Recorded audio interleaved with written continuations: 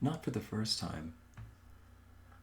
I am reflecting on a passage from Tolkien's Return of the King, near the very end of the novel, in which Sam and Frodo, who, if you know the story, they bear a ring they're trying to transport to a volcano to end the darkness that is subsuming and nearly overtaking the land of Middle-earth.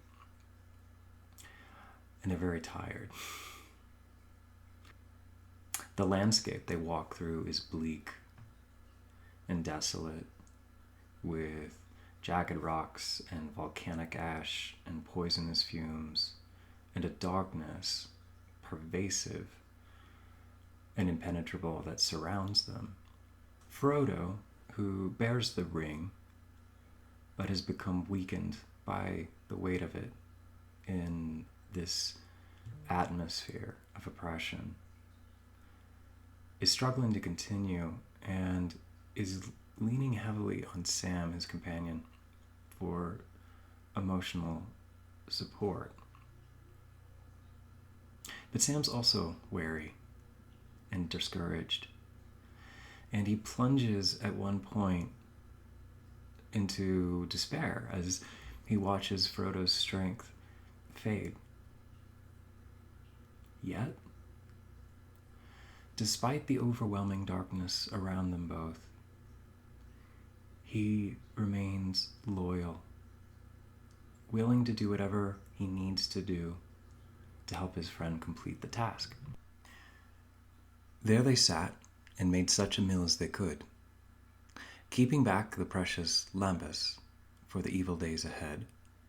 They ate the half of what remained in Sam's bag of Faramir's provision, some dried fruit, and a small slip of cured meat, and they sipped some water.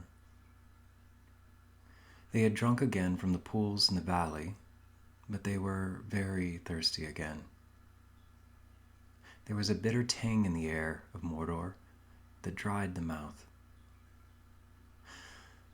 When Sam thought of water, even his hopeful spirit quailed. Beyond the Morgwai, there was the dreadful plain of Gorgoroth to cross. "Now you go to sleep first, Mr. Frodo," he said. "It's getting dark again. I reckon this day is nearly over." Frodo sighed and was asleep almost before the words were spoken. Sam struggled with his own weariness, and he took Frodo's hand, and there he sat silent till deep night fell. Then, at last, to keep himself awake, he crawled from the hiding place and looked out.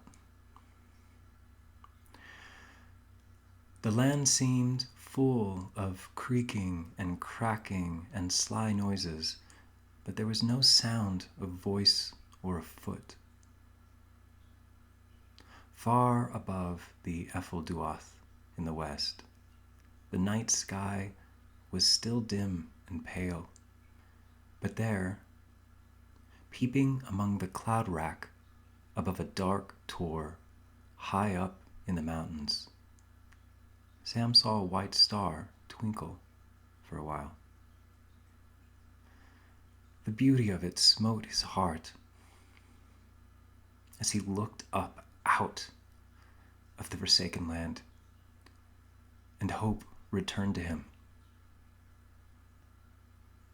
For like a shaft, clear and cold, the thought pierced him that in the end, the shadow was only a small and passing thing. There was light and high beauty forever beyond its reach.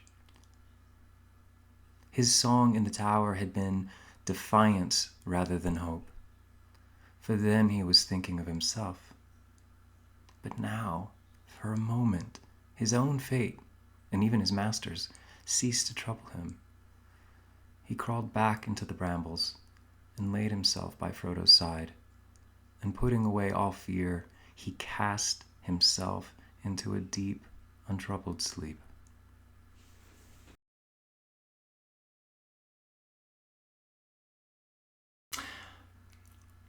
So, Tolkien being Tolkien, of course, the star that Sam sees is not just any old star, but the star of Ariandel, which has a storied place in the lore of Middle-earth that Tolkien developed.